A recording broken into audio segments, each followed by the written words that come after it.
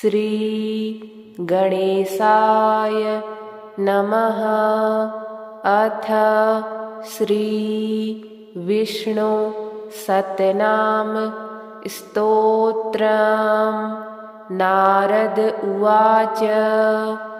ॐ वासुदेवं हृषीकेशं वामनं जलसायिनं जनार्दनं हरिं कृष्णं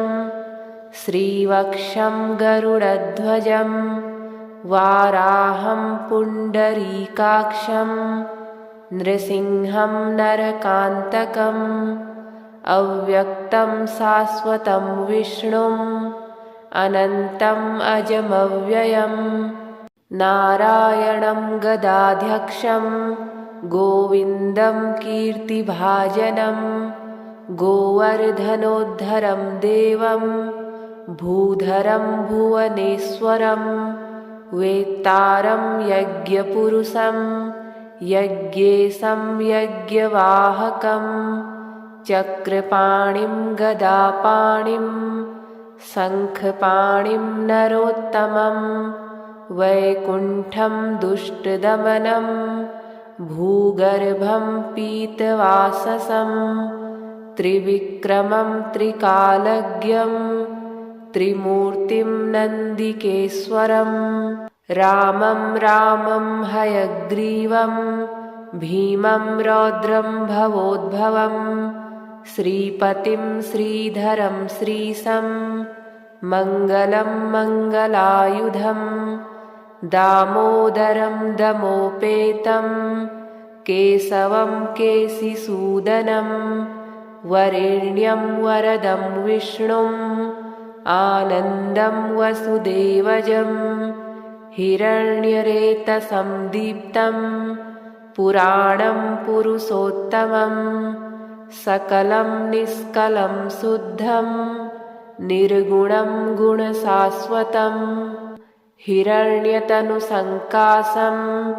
सूर्यायुतसमप्रभं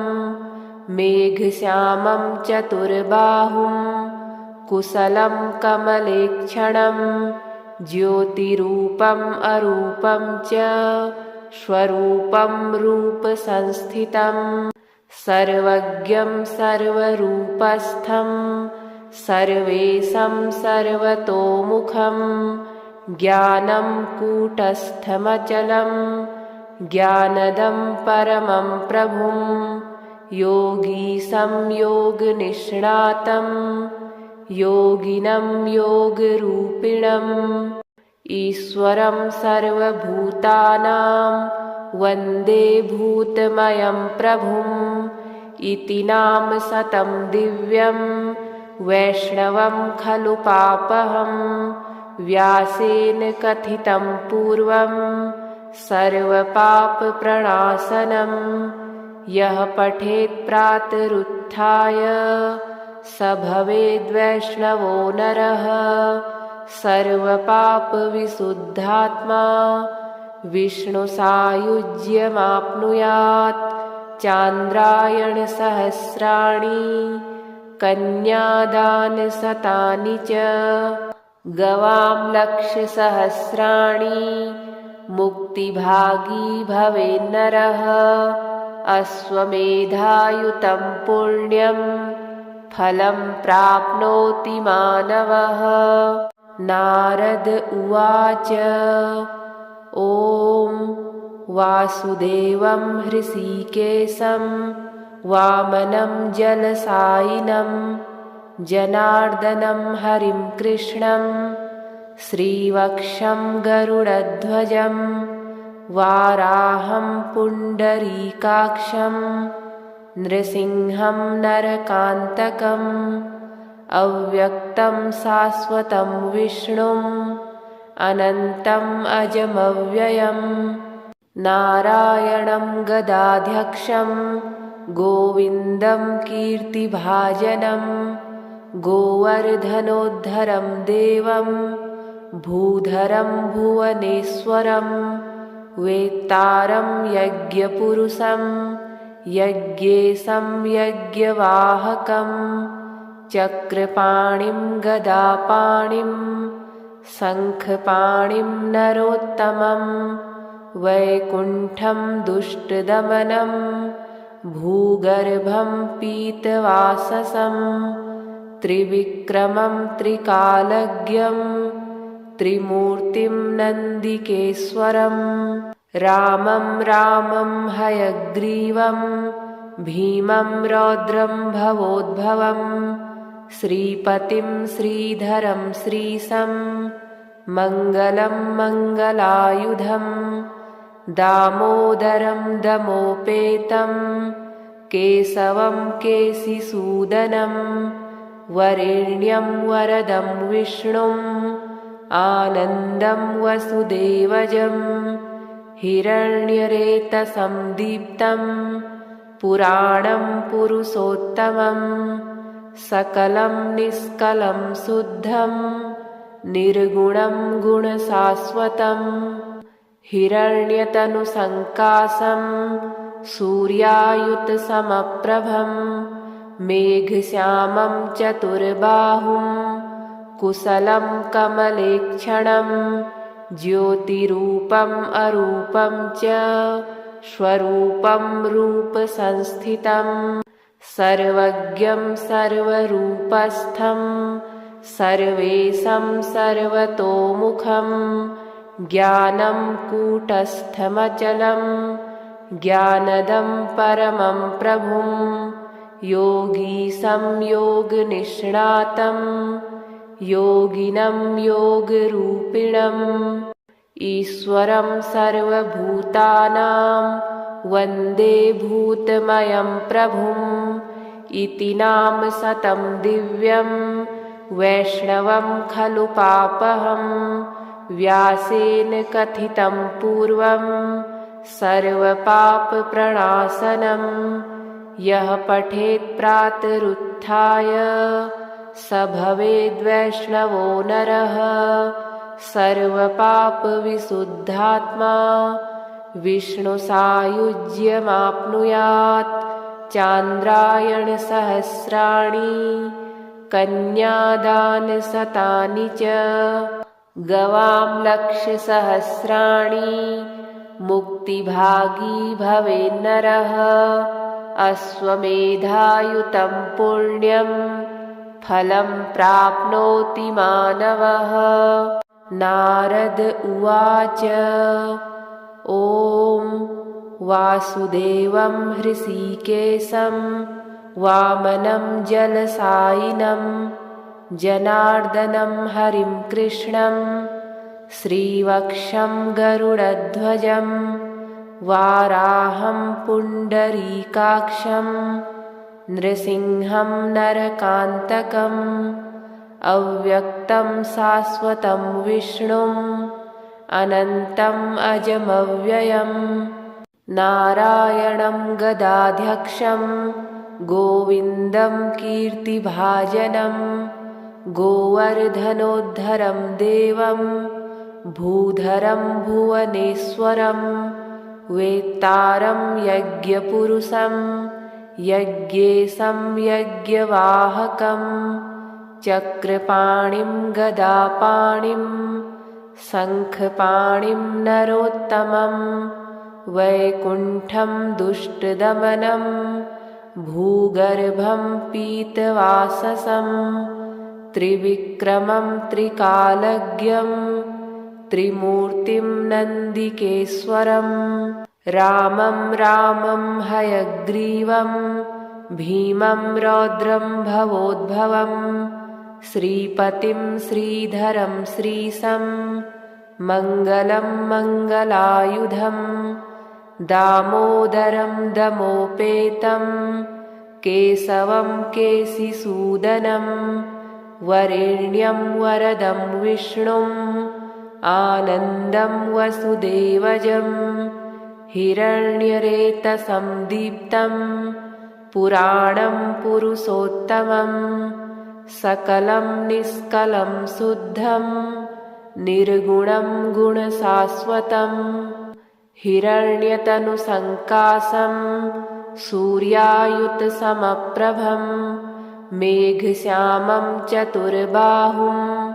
कुशलं कमलेक्षणं ज्योतिरूपम् अरूपं च स्वरूपं रूपसंस्थितं सर्वज्ञं सर्वरूपस्थं सर्वेशं सर्वतोमुखं ज्ञानं कूटस्थमचलं ज्ञानदं परमं प्रभुं योगीशं योगनिष्णातं योगिनं योगरूपिणम्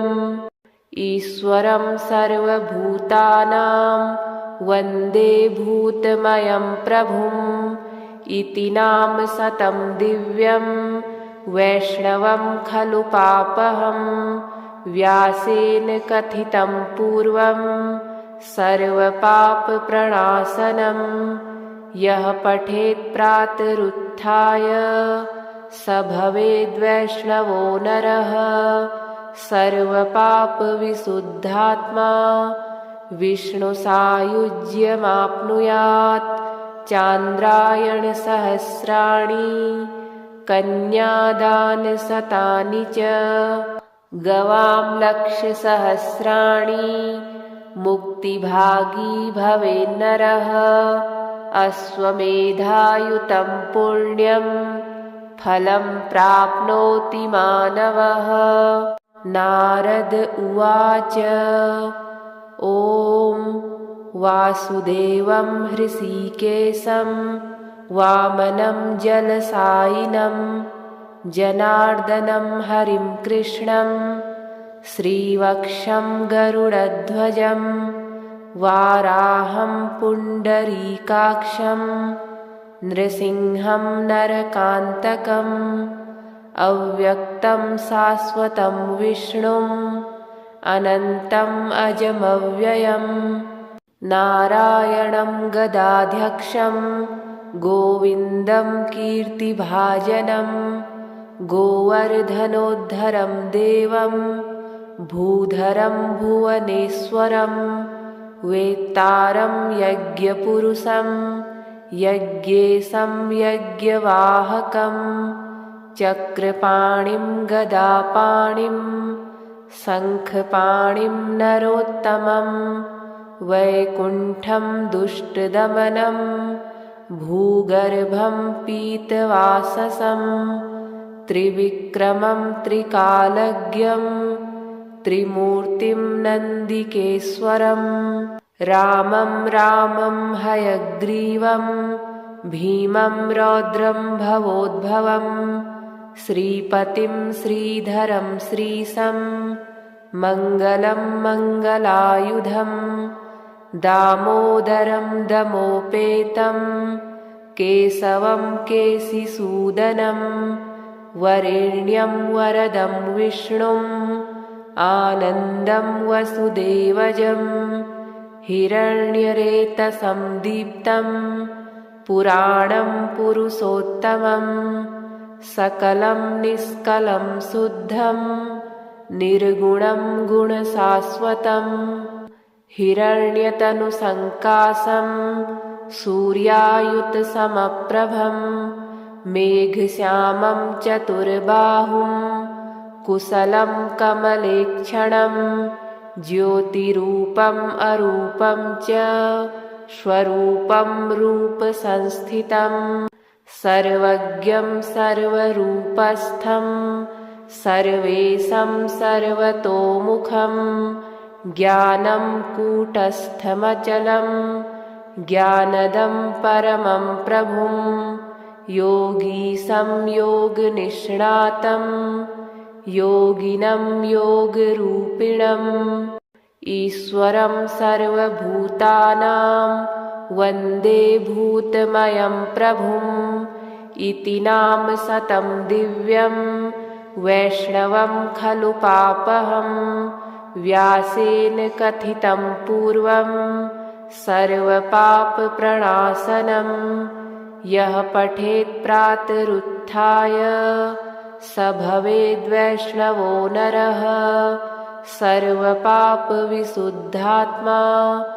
विष्णुसायुज्यमाप्नुयात् चान्द्रायणसहस्राणि कन्यादानशतानि च गवां लक्षसहस्राणि मुक्तिभागी भवेन्नरः अश्वमेधायुतं पुण्यं फलं प्राप्नोति मानवः। नारद उवाच ॐ वासुदेवं हृषीकेशं वामनं जलसायिनं जनार्दनं हरिं कृष्णं श्रीवक्षं गरुडध्वजं वाराहं पुण्डरीकाक्षं नृसिंहं नरकान्तकम् अव्यक्तं शाश्वतं विष्णुम् अनन्तम् अजमव्ययम् नारायणं गदाध्यक्षं गोविन्दं कीर्तिभाजनं गोवर्धनोद्धरं देवं भूधरं भुवनेश्वरं वेत्तारं यज्ञपुरुषं यज्ञेशं यज्ञवाहकं चक्रपाणिं गदापाणिं शङ्खपाणिं नरोत्तमं वैकुण्ठं दुष्टदमनं भूगर्भं पीतवाससं त्रिविक्रमं त्रिकालज्ञं त्रिमूर्तिं नन्दिकेश्वरं रामं हयग्रीवं भीमं रौद्रं भवोद्भवं श्रीपतिं श्रीधरं श्रीशं मङ्गलं मङ्गलायुधं दामोदरं दमोपेतं केशवं केशिसूदनं वरेण्यं वरदं विष्णुम् आनन्दं वसुदेवजं हिरण्यरेतसं दीप्तं पुराणं पुरुषोत्तमं सकलं निष्कलं शुद्धं निर्गुणं गुणशाश्वतं हिरण्यतनुसङ्काशं सूर्यायुतसमप्रभं मेघश्यामं चतुर्बाहुं कुशलं कमलेक्षणं ज्योतिरूपम् अरूपं च स्वरूपं रूपसंस्थितं सर्वज्ञं सर्वरूपस्थं सर्वेशं सर्वतोमुखं ज्ञानं कूटस्थमचलं ज्ञानदं परमं प्रभुं योगीशं योगनिष्णातं योगिनं योगरूपिणम् ईश्वरं सर्वभूतानां वन्दे भूतमयं प्रभुम् इति नाम शतं दिव्यं वैष्णवं खलु पापहं व्यासेन कथितं पूर्वं सर्वपापप्रणाशनं यः पठेत् प्रातरुत्थाय स भवेद्वैष्णवो नरः सर्वपापविशुद्धात्मा विष्णुसायुज्यमाप्नुयात् चान्द्रायणसहस्राणि कन्यादानशतानि च गवां लक्षसहस्राणि मुक्तिभागी भवेन्नरः अश्वमेधायुतं पुण्यं फलं प्राप्नोति मानवः। नारद उवाच ॐ वासुदेवं हृषीकेशं वामनं जलसायिनं जनार्दनं हरिं कृष्णं श्रीवक्षं गरुडध्वजं वाराहं पुण्डरीकाक्षं नृसिंहं नरकान्तकम् अव्यक्तं शाश्वतं विष्णुम् अनन्तम् अजमव्ययम् नारायणं गदाध्यक्षं गोविन्दं कीर्तिभाजनं गोवर्धनोद्धरं देवं भूधरं भुवनेश्वरं वेत्तारं यज्ञपुरुषं यज्ञेशं यज्ञवाहकं चक्रपाणिं गदापाणिं शङ्खपाणिं नरोत्तमं वैकुण्ठं दुष्टदमनं भूगर्भं पीतवाससं त्रिविक्रमं त्रिकालज्ञं त्रिमूर्तिं नन्दिकेश्वरं रामं रामं हयग्रीवं भीमं रौद्रं भवोद्भवं श्रीपतिं श्रीधरं श्रीशं मङ्गलं मङ्गलायुधं दामोदरं दमोपेतं केशवं केशिसूदनं वरेण्यं वरदं विष्णुम् आनन्दं वसुदेवजं हिरण्यरेतसं दीप्तं पुराणं पुरुषोत्तमं सकलं निष्कलं शुद्धं निर्गुणं गुणशाश्वतं हिरण्यतनुसङ्काशं सूर्यायुतसमप्रभं मेघश्यामं चतुर्बाहुं कुशलं कमलेक्षणं ज्योतिरूपम् अरूपं च स्वरूपं रूपसंस्थितं सर्वज्ञं सर्वरूपस्थं सर्वेशं सर्वतोमुखं ज्ञानं कूटस्थमचलं ज्ञानदं परमं प्रभुं योगीशं योगनिष्णातं योगिनं योगरूपिणम् ईश्वरं सर्वभूतानां वन्दे भूतमयं प्रभुम् इति नाम शतं दिव्यं वैष्णवं खलु पापहं व्यासेन कथितं पूर्वं सर्वपापप्रणाशनं यः पठेत् प्रातरुत्थाय स भवेद्वैष्णवो नरः सर्वपापविशुद्धात्मा विष्णुसायुज्यमाप्नुयात् चान्द्रायणसहस्राणि कन्यादानशतानि च गवां लक्षसहस्राणि मुक्तिभागी भवेन्नरः अश्वमेधायुतं पुण्यं फलं प्राप्नोति मानवः। नारद उवाच ॐ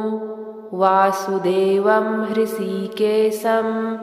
वामनं जलसायिनं जनार्दनं हरिं कृष्णं श्रीवक्षं गरुडध्वजं वाराहं पुण्डरीकाक्षं नृसिंहं नरकान्तकम् अव्यक्तं शाश्वतं विष्णुम् अनन्तम् अजमव्ययं नारायणं गदाध्यक्षं गोविन्दं कीर्तिभाजनं गोवर्धनोद्धरं देवं भूधरं भुवनेश्वरं वेत्तारं यज्ञपुरुषं यज्ञेशं यज्ञवाहकं चक्रपाणिं गदापाणिं शङ्खपाणिं नरोत्तमं वैकुण्ठं दुष्टदमनं भूगर्भं पीतवाससं त्रिविक्रमं त्रिकालज्ञं त्रिमूर्तिं नन्दिकेश्वरं रामं रामं हयग्रीवं भीमं रौद्रं भवोद्भवं श्रीपतिं श्रीधरं श्रीशं मङ्गलं मङ्गलायुधं दामोदरं दमोपेतं केशवं केशिसूदनं वरेण्यं वरदं विष्णुम् आनन्दं वसुदेवजं हिरण्यरेतसं दीप्तं पुराणं पुरुषोत्तमं सकलं निष्कलं शुद्धं निर्गुणं गुणशाश्वतं हिरण्यतनुसङ्कासं सूर्यायुतसमप्रभं मेघश्यामं चतुर्बाहुं कुशलं कमलेक्षणं ज्योतिरूपम् अरूपं च स्वरूपं रूपसंस्थितं सर्वज्ञं सर्वरूपस्थं सर्वेशं सर्वतोमुखं ज्ञानं कूटस्थमचलं ज्ञानदं परमं प्रभुं योगीशं योगनिष्णातं योगिनं योगरूपिणम् ईश्वरं सर्वभूतानां वन्दे भूतमयं प्रभुम् इति नाम शतं दिव्यं वैष्णवं खलु पापहं व्यासेन कथितं पूर्वं सर्वपापप्रणाशनं यः पठेत् प्रातरुत्थाय स भवेद्वैष्णवो नरः सर्वपापविशुद्धात्मा विष्णुसायुज्यमाप्नुयात् चान्द्रायणसहस्राणि कन्यादानशतानि च गवां लक्षसहस्राणि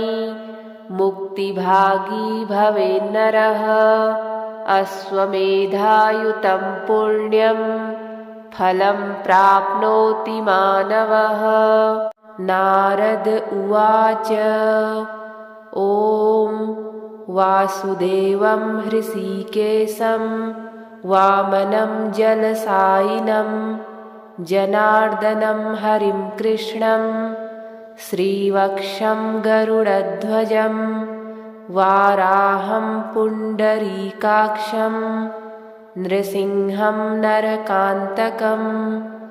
अव्यक्तं शाश्वतं विष्णुम् अनन्तम् अजमव्ययं नारायणं गदाध्यक्षं गोविन्दं कीर्तिभाजनं गोवर्धनोद्धरं देवं भूधरं भुवनेश्वरं वेत्तारं यज्ञपुरुषं यज्ञेशं यज्ञवाहकं चक्रपाणिं गदापाणिं शङ्खपाणिं नरोत्तमं वैकुण्ठं दुष्टदमनं भूगर्भं पीतवाससं त्रिविक्रमं त्रिकालज्ञं त्रिमूर्तिं नन्दिकेश्वरं रामं रामं हयग्रीवं भीमं रौद्रं भवोद्भवं श्रीपतिं श्रीधरं श्रीशं मङ्गलं मङ्गलायुधं दामोदरं दमोपेतं केशवं केशिसूदनं वरेण्यं वरदं विष्णुम् आनन्दं वसुदेवजं हिरण्यरेतसं दीप्तं पुराणं पुरुषोत्तमं सकलं निष्कलं शुद्धं निर्गुणं गुणशाश्वतं हिरण्यतनुसङ्कासं सूर्यायुतसमप्रभं मेघश्यामं चतुर्बाहुं कुशलं कमलेक्षणं ज्योतिरूपम् अरूपं च स्वरूपं रूपसंस्थितं सर्वज्ञं सर्वरूपस्थं सर्वेशं सर्वतोमुखं ज्ञानं कूटस्थमचलं ज्ञानदं परमं प्रभुं योगीशं योगनिष्णातं योगिनं योगरूपिणम् ईश्वरं सर्वभूतानां वन्दे भूतमयं प्रभुम् इति नाम शतं दिव्यं वैष्णवं खलु पापहं व्यासेन कथितं पूर्वं सर्वपापप्रणाशनं यः पठेत् प्रातरुत्थाय स भवेद्वैष्णवो नरः सर्वपापविशुद्धात्मा विष्णुसायुज्यमाप्नुयात् चान्द्रायणसहस्राणि कन्यादानशतानि च गवां लक्षसहस्राणि मुक्तिभागी भवेन्नरः अश्वमेधायुतं पुण्यं फलं प्राप्नोति मानवः। नारद उवाच ॐ वासुदेवं हृषीकेशं वामनं जलसायिनं जनार्दनं हरिं कृष्णं श्रीवक्षं गरुडध्वजं वाराहं पुण्डरीकाक्षं नृसिंहं नरकान्तकम् अव्यक्तं शाश्वतं विष्णुम् अनन्तम् अजमव्ययम् नारायणं गदाध्यक्षं गोविन्दं कीर्तिभाजनं गोवर्धनोद्धरं देवं भूधरं भुवनेश्वरं वेत्तारं यज्ञपुरुषं यज्ञेशं यज्ञवाहकं चक्रपाणिं गदापाणिं शङ्खपाणिं नरोत्तमं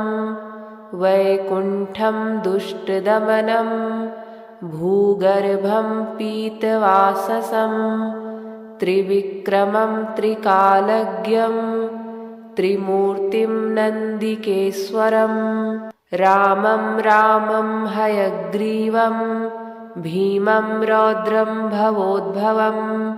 श्रीपतिं श्रीधरं श्रीशं मङ्गलं मङ्गलायुधं दामोदरं दमोपेतं केशवं केशिसूदनं वरेण्यं वरदं विष्णुम् आनन्दं वसुदेवजं हिरण्यरेतसं दीप्तं पुराणं पुरुषोत्तमं सकलं निष्कलं शुद्धं निर्गुणं गुणशाश्वतं हिरण्यतनुसङ्काशं सूर्यायुतसमप्रभं मेघश्यामं चतुर्बाहुं कुशलं कमलेक्षणं ज्योतिरूपम् अरूपं च स्वरूपं रूपसंस्थितं सर्वज्ञं सर्वरूपस्थं सर्वेशं सर्वतोमुखं ज्ञानं कूटस्थमचलं ज्ञानदं परमं प्रभुं योगीशं योगनिष्णातं योगिनं योगरूपिणम् ईश्वरं सर्वभूतानां वन्दे भूतमयं प्रभुम् इति नाम शतं दिव्यं वैष्णवं खलु पापहं व्यासेन कथितं पूर्वं सर्वपापप्रणाशनं यः पठेत् प्रातरुत्थाय स भवेद्वैष्णवो नरः सर्वपापविशुद्धात्मा विष्णुसायुज्यमाप्नुयात् चान्द्रायणसहस्राणि कन्यादानशतानि च गवां लक्षसहस्राणि मुक्तिभागी भवेन्नरः अश्वमेधायुतं पुण्यं फलं प्राप्नोति मानवः। नारद उवाच ॐ वासुदेवं हृषीकेशं वामनं जलसायिनं जनार्दनं हरिं कृष्णं श्रीवक्षं गरुडध्वजं वाराहं पुण्डरीकाक्षं नृसिंहं नरकान्तकम् अव्यक्तं शाश्वतं विष्णुम् अनन्तम् अजमव्ययम् नारायणं गदाध्यक्षं गोविन्दं कीर्तिभाजनं गोवर्धनोद्धरं देवं भूधरं भुवनेश्वरं वेत्तारं यज्ञपुरुषं यज्ञेशं यज्ञवाहकं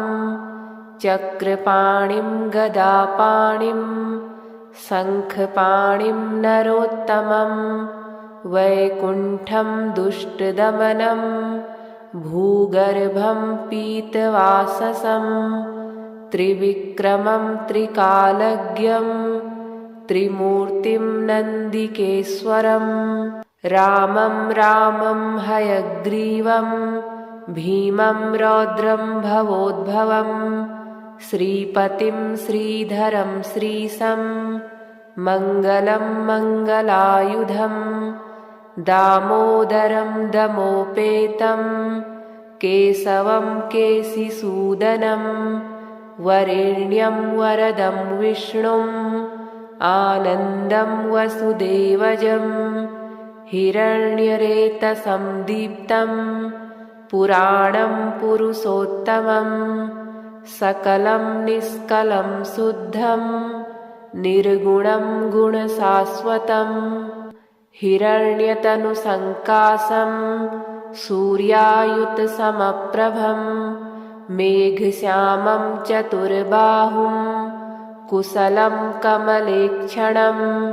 ज्योतिरूपम् अरूपं च स्वरूपं रूपसंस्थितं सर्वज्ञं सर्वरूपस्थं सर्वेशं सर्वतोमुखं ज्ञानं कूटस्थमचलं ज्ञानदं परमं प्रभुं योगीशं योगनिष्णातं योगिनं योगरूपिणम् ईश्वरं सर्वभूतानां वन्दे भूतमयं प्रभुम्